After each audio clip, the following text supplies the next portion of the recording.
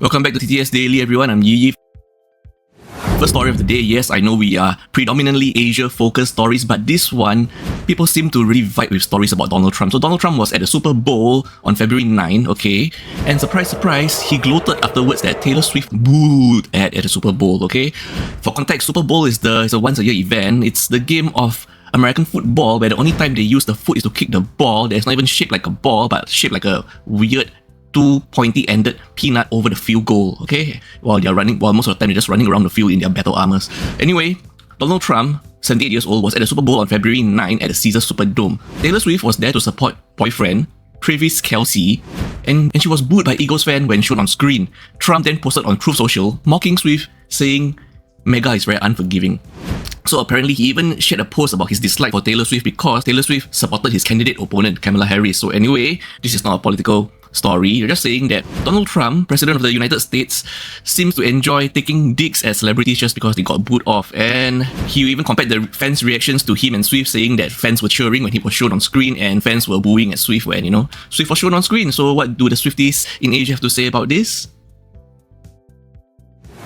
We're now in Malaysia where we're witnessing a miracle right here in this video. This video shows an elderly man, 78-year-old man, who accidentally drove off his car off the third-story car park in Malaysia, Kuala Lumpur, okay? This incident happened on Sunday, February 9 in the afternoon, and the vehicle is a Proton Saga.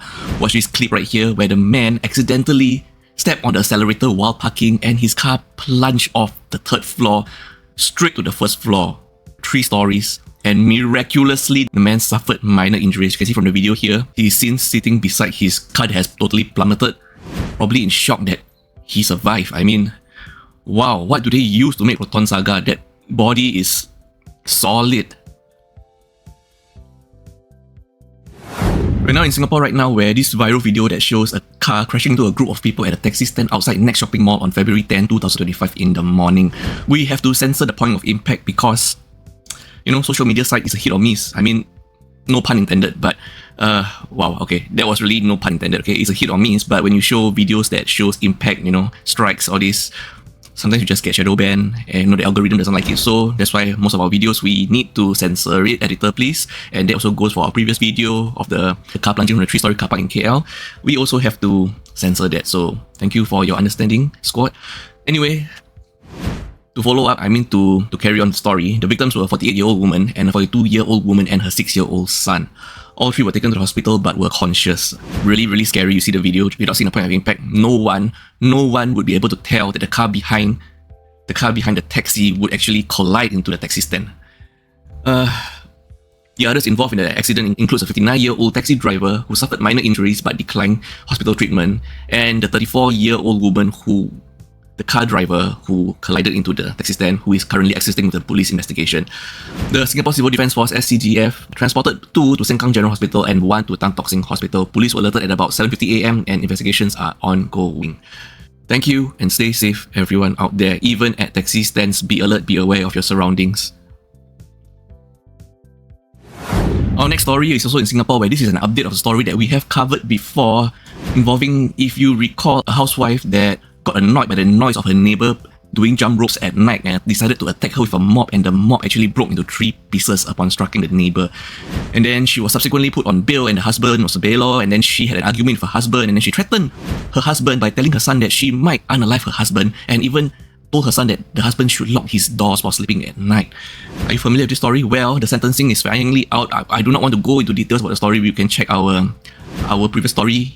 Editor, please add a link to the comments. Anyway, this lady, let's call her Lady J, okay? She has been sentenced, and the sentencing is she pleaded guilty to charges of committing a rash act, voluntarily causing hurt and causing alarm with threatening words. 2 additional charges were taken into consideration during sentencing. She has now been sentenced to 4 weeks in jail and fined 4,600 Singapore dollars.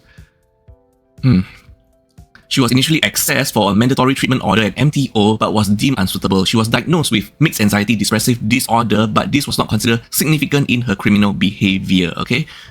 So, everyone, let's just be kind to each other, show patience and understanding towards each other as a community. Sentencing-wise, I just feel the fine of $4,600 seems to be a very specific sum.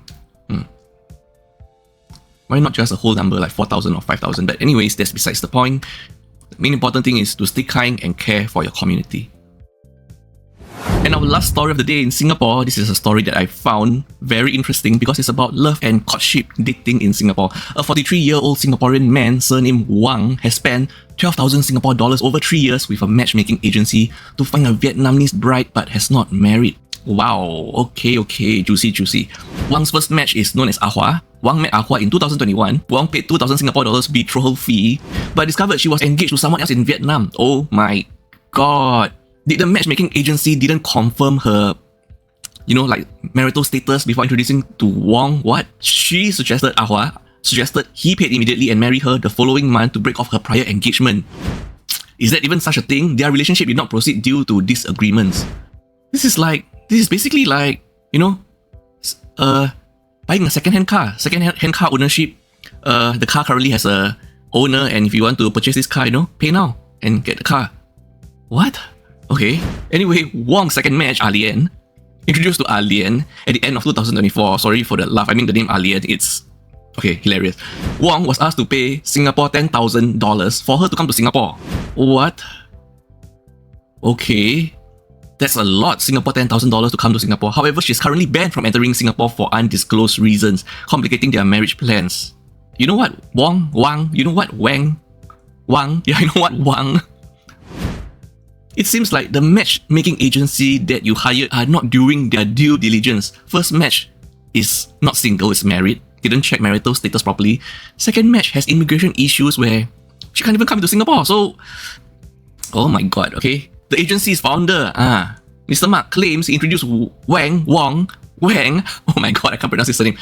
Claims he introduced Wang to over 20 women, arguing that Wang's inability to marry is not due to opportunities but perhaps his own selectivity. Mr. Mark denies previous engagement of Ahua, which is Wang's first match, stating she only met another man whose agreement for marriage fell through before she met Wang.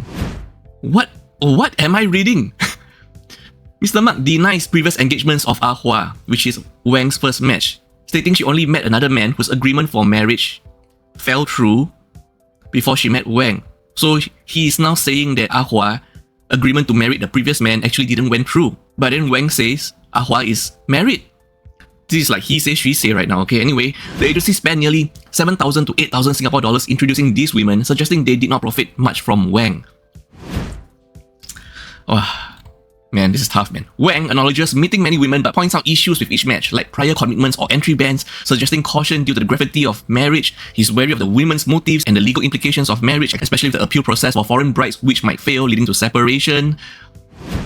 Wang then accused the agency of cheating him given his expenditure without achieving his goal of marriage. I mean, to be fair, it is not like a 100% guarantee, that you will find a wife despite paying a certain amount of money. There's no guarantee for this. You still have to see, whether your personalities, do they match and all that. Mr. Mark, the owner of the agency, then counters by saying Wang is overly paranoid and should have proceeded with marriage registration to improve the appeal for the bride's entry into Singapore. What? No. I do not agree. I do not agree this, okay? I do not agree with this because Wang barely knows his bride-to-be, so he also doesn't understand why is she banned from entering Singapore. Why would he proceed with a marriage registration and then try to appeal her entrance into Singapore? No, I do not suggest this at all. That sounds like a bad idea, okay? I do not agree here. What do you all think? I think this is terrible advice, okay? In my own humble opinion.